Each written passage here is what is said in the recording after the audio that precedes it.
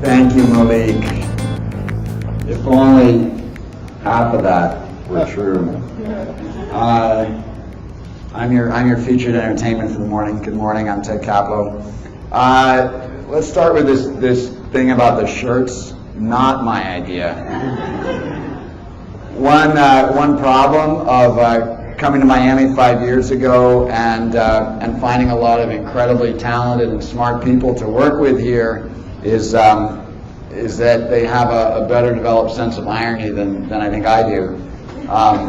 There's supposed to be something ironic. They think this picture of me is very funny, right? They can't get over they call it the Hulk smash picture of me. I'm like, yeah, it's sort of the way I look. You know, I can't do anything about it. Anyway, I don't get it, but they do. So work. Here we go. My premise this morning is that meaningful work is a public endeavor. And what I'm going to do over the next few minutes, thank you, is just tell you a little bit about how I see the world and how I see my work. I am an engineer by training and background and an entrepreneur, and I've been active starting a number of companies, most of whom have survived. For about 10 or 15 years, both in the nonprofit space and in the commercial space.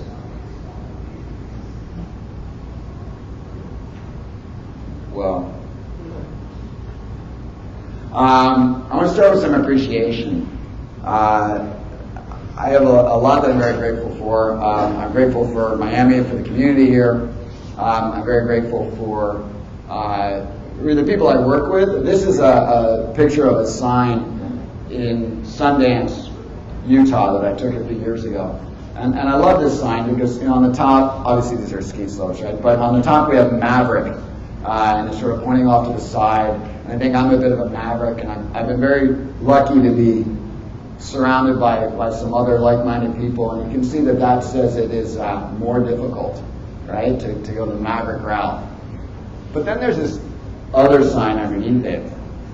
There's this wedding ring, and you can see that is a black diamond, right? And that says most difficult. And my wife's here this morning, sitting right over there. I have a laser. We're here to talk about work.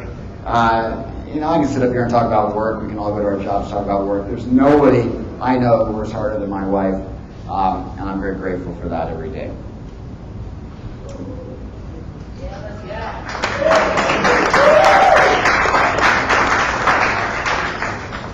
Thank you. You're helping me score lots of points. Appreciate that. Okay, so, you know, when I think of work, and by the way, I have no idea how to use hashtags, so I just throw them in little slides.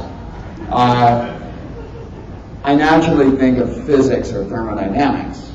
So, show of hands, when you heard work, you assumed this was a talk about physics or thermodynamics. Anyone? Yes, thank you. 2, 3, 4. The rest of you are getting airsick. In physics, work refers to a net change in energy. Okay, that's basically the definition. And sometimes you'll see that called useful work or meaningful work. And as an engineer, I actually find this idea quite useful when I think about the world, that I have done meaningful work or useful work if I have achieved a net change in energy of something. If anybody has a great idea about what direction to point this to elicit faster reactions, maybe over here? Yes. Okay. But that's a goal, right? A net change in energy. I can't just set out today and accomplish that. That really describes an end result. So the more important question is, what's the journey by which we get there? Now you're really airsick. Okay, how many people think this is just absolutely horrible? It's like the worst slide that's ever happened in CreativeMornings. Thank you, thank you. Yes, Natalie, who works for me in the back with a vote of confidence. It's all right, I'm used to it. We're not going to go through this in much detail, but some of you will recognize 1/2 mv squared is a definition of kinetic energy. That's actually a change in energy. It's like if I speed something up. A lot of you will recognize force equal mass times acceleration, F equal ma, right? I almost put E equal mc squared on here because I figured it's the only one that everyone would be like, yeah.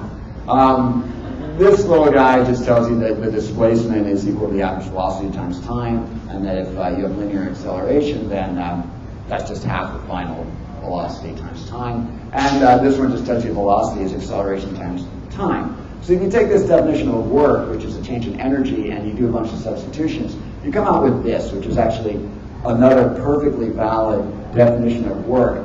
Work is a force times a movement or a displacement. So if I push on a wall and it moves, I have done useful work. But if I just push on the wall and I just stand here like this, I actually have not done any work from a thermodynamic standpoint. So we can think about work as a force and a movement.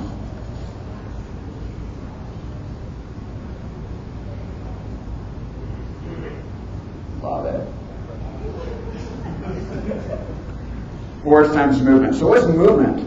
Okay, well for me, I look at movement in like very big picture terms because, why not?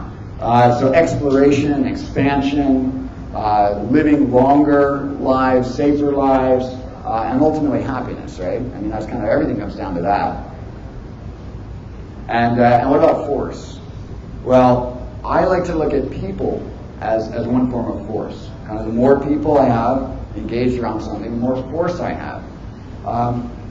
So thinking about how to accomplish useful work this way, I started a number of years ago to take some of my ideas sort of out into the open. This is the Science Barge that we built in New York in 2007. The Science Barge is a urban farm that is completely powered by renewable energy and completely irrigated by captured rainwater. So it's a completely independent, off-grid, off-pipe platform in the Hudson River. And we had a lot of technologies on the barge, and we grew a whole variety of crops and vegetables, and we ran it as a STEM education piece for kids K through 12. This is a picture inside the greenhouse showing you some of the crops that we grow there. And that's the barge in 2008, and that's the barge in 2015. It's still in the Hudson River 9 years later. Literally tens of thousands of K through 12 school children and older adults have gone through the barge, have been introduced to a bunch of ideas about sustainability, about the inputs and outputs of processes. Basically, we teach people that if you think about what a plant needs to grow, you are also learning about what we as a civilization need to grow. We draw an analogy between a little lettuce plant and the city of New York in this case, in terms of, you need a shelter, you need water, you need energy, you need to think about where the waste is going, you need to think about finite resources. You can see the solar panels on the barge. We have some wind turbines. There's sort of a constructed wetland in here. There's a recycled shipping container. And there's a bunch of other stuff that doesn't show up so well in this picture. But it's a completely immersive environment, what's called an experiential or hands-on learning. And it turns out that some magical things happen when you get people into those 360-degree environments.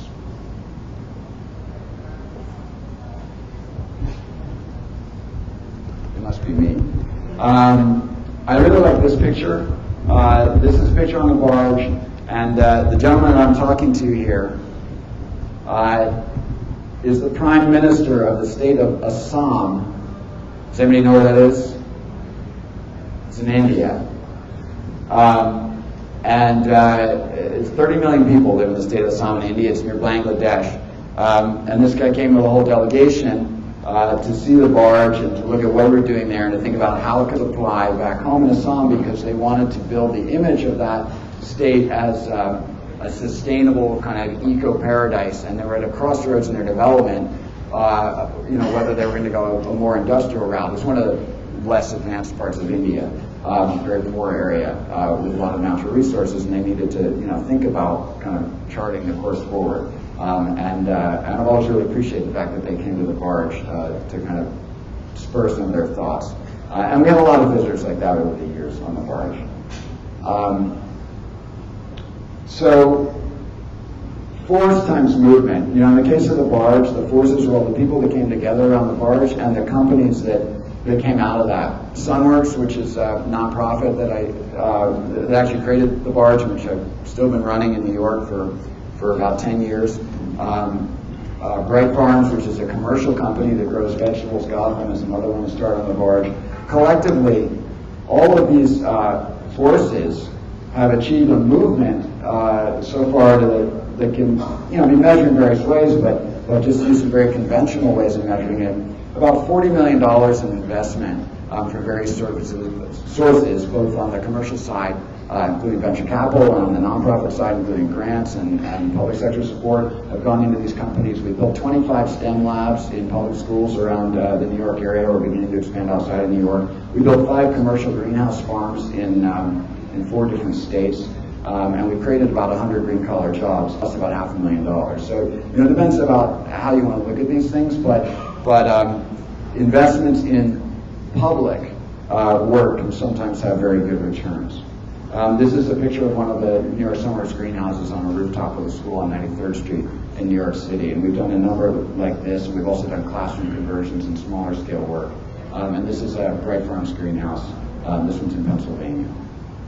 And that grows lettuce that you can buy in the supermarket in that area. So that brings us to Capside. Kind of up to my current incarnation. Capside is an applied science company that uses competition and innovation to seek solutions to major global problems. Again, what interests me is going after big things that matter to a lot of people. And the little guy in the corner is pointing out that our logo, this weird cultish triangle, which is, make no mistake, a weird cultish triangle, but it is also a fulcrum, right? A place that you would put a lever in order to affect change. One thing I would like to change right now is the batteries in this. These are the main projects of Capside, the Children's Prize, the Miami Science Barge, and Capside Inventors. And I'm going to talk very briefly about all of these. Starting with the Miami Science Barge. So this is Museum Park in downtown Miami, really the crossroads of our community. In the background you see the amazing Frost Museum of Science nearing completion, and then there's like a little art museum over there as well. And then down here on the public waterfront, there's not much going on. So we're looking to change that by putting this there. This is the Miami Science Barge. This obviously is derived from the project we did in New York, but it's quite different because it's quite specific to this community in Miami. This is a floating marine lab, environmental education center that is focused on Biscayne Bay. It's focused on our water quality, on the relationship between our urban environment and our marine environment. It also has an agriculture component. But the agriculture component on this barge will be more focused on fish than plants. Really looking at aquaculture, and particularly looking at the potential that aquaculture has as an industry for the future of Florida. Without getting on my old bandwagon about seafood, as a nation we import like 80% of our seafood from occasionally murky circumstances, and that's kind of absurd. We have enormous marine resources in the United States. And I believe that aquaculture will play a role in the future of Florida. And of course, we can't just keep fishing everything out of the oceans. We need to find a more future-oriented solution. So that's one of the things that the barge will be about, but it will also be about a lot of other things. We have a very large solar energy program there. We have a rainwater capture program, and we have a lot of marine science work. Visitors, including mostly students who come to the barge, will be able to get down on this platform, take water samples out of the bay, analyze those right on board, look at little things crawling around under microscopes, do various experiments. We'll be doing oyster restoration project that Alyssa referred to earlier, and a lot of other fun stuff. And the barge has gone past the rendering stage. I'm very much a kind of field of dreams guy. Like, if you build it, they'll come. So I tend to try to move as fast as possible to get to real objects. This is the actual Miami Science Barge. That's Flagler Street right there. And this is a project that we're very busy constructing right now, and we'll be out there in a few months in the park. Okay, changing gears and sobering up a little bit for a minute. Very briefly on the Children's Prize, this is a map of where children under the age of 5 are dying around the world today. It's concentrated where you would expect in the less developed parts of the world, particularly sub-Saharan Africa, Southern Asia, Indian subcontinent. And the next slide, if we get there. And now we're probably going to go past it, and then we're going to come back. This slide is a map of the applicant pool for the Children's Prize last year. The Children's Prize, we're in our 3rd year. We spent about $1.5 million, and it's an effort to save as many lives of children under 5 around the world as possible by offering an extremely democratic and open prize to any organization or entity in the world that has an idea to essentially increase the efficiency with which we're spending our resources to save kids' lives. So we're very small in the grand scheme of things of development, but we try to be very targeted and very scientific, and we use a lot of metrics to measure our impact. And I like these two maps because it's one way that we can kind of monitor at Children's Prize whether we are hitting the target, whether we're getting applications and ideas from those parts of the world that are on the front lines of the problem. And the answer is, sort of, but that tells us we need to continue to try to get, more applications from sub-Saharan Africa and from other places where the problem resides. Okay, so now we're going to talk about CapSci Inventors. CapSci Inventors is another competition. So the Children's Prize got me excited about running prize competitions as a way to get things done on a large scale and to find good ideas, in a very large world. CapSci Inventors kind of brings that back to my engineering roots, to territory that I think I'm a little more comfortable in. And the goal here is to take on really big problems and solve them right here in Miami, and do it in a very public way. So the crowd is another form of leverage, right? I would happily give this thing up for like a manual button if there wasn't yet. But it's all the way back there. Okay, we're almost done. Where's my lead? These are a lot of slides. Okay, so going back to this idea of work equals force times movement. The force in this case is going to be Miami, and specifically all the people in the museum. We'll talk more about the museum in a second. Not just all the people that work there, but all the people that visit, which will be all of you, early and often, I hope. And the movement is, in this case, longer lives and healthier ecosystems. We have 2 prizes in the inaugural year of CapSci Inventors. We have our Coral Prize that is really targeted at the restoration of coral reefs. As I think most of us know, here in Miami, we have the privilege to live in proximity to very, very significant coral reef resources. Coral reefs are under threat all around the world. I through a documentary film company I did, I happened to learn a little bit about this, and I realized there was a rotation happening in coral reef science from observation to intervention. And when we rotate from observation to intervention, as an engineer, I start getting excited and interested. The main intervention right now on coral reefs is just taking live corals off the reef and breaking them into little pieces and growing those out in what's called a coral nursery and then sticking them back out on a reef. And that sort of works, but it's pretty obvious it's not going to restore all of the world's reefs. But we don't have time anymore to just observe what's happening. It's like watching the Titanic sink from a helicopter. You're going to have to do something because it's happening too fast.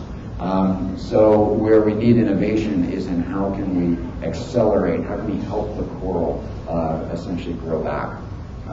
And that's what that prize is all about. And then this carcinogen prize is, kind of self-evident. Cancer is still a really big problem in a world that is otherwise advancing really well. And parts of the cancer problem, are genetic, and parts of them are lifestyle choices, but part of it seems to have something to do with exposure to all these chemicals in our environment.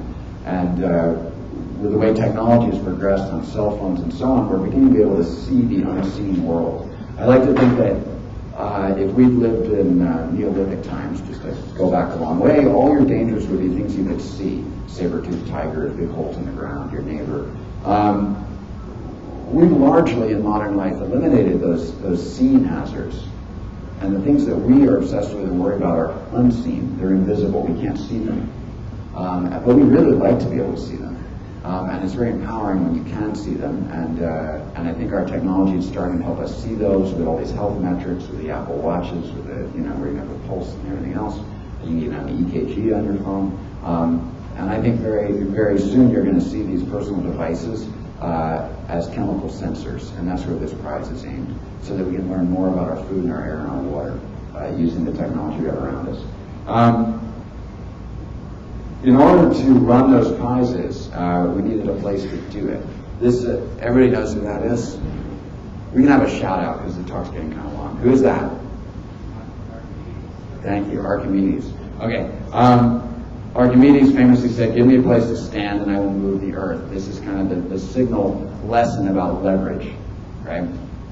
And a big part of the reason why we have a little triangle down there in the corner. So that's our place to stand.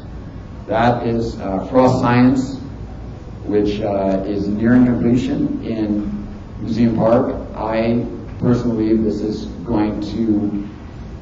We're going to look back in a few years at when this museum opens. It opens next summer. I think we're going to look back 5 or 10 years from now, and we're going to see the opening of that science museum as a moment when Miami kind of rotated around a pivot. Okay, a lot of this change has been happening for a long time here, but I think that this is such an iconic museum in such a great location, and it's going to be so important to this community. It's going to change the image of Miami that we have of ourselves, and I think it's going to change the image of Miami that the rest of the world has of us. Needless to say, I think it's a pretty important project. The next slide will show you when it arrives. This is the Innovation Center in the museum, which is a completely unique aspect of this museum. There's an entire building, the one on the left here, dedicated to a form of science engagement that is predicated on your involvement as participators, not just observers. That's the whole idea of this Innovation Center, Innovation Labs, is where the whole community comes in and gets involved in the process of science and the process of innovation. You're not just going there to look at exhibits, you're going there to do something. And within that is going to be our Caplow Inventors program. That's the museum as it is quite recently, and refreshingly, it kind of matches the rendering, which is always a good thing. And Caplow Inventors is the folks that win these 2 prizes, these technology prizes, and we're going to be announcing that tomorrow, by the way, or tonight, will become residents in the museum for a year, and they will be working on their technologies to solve those 2 problems in this museum, in the public realm, with the participation of the crowd for a year. Frost Science gets about 750,000 visitors a year, we believe. It might be twice that. I don't think it'll be less. But for those visitors to become collaborators, like I just said, we have to think very hard about what the interface is between those folks and the inventor. So the inventor who's in residence there for a year working on technology, we can see sort of as the inner circle. And then we have many, many layers between that person and just the casual visitor, so that people have different levels of engagement. And all of this is a lot of fun to develop and design, which I'm doing with Biff and his team and a lot of other folks in the museum, because it hasn't really been done before.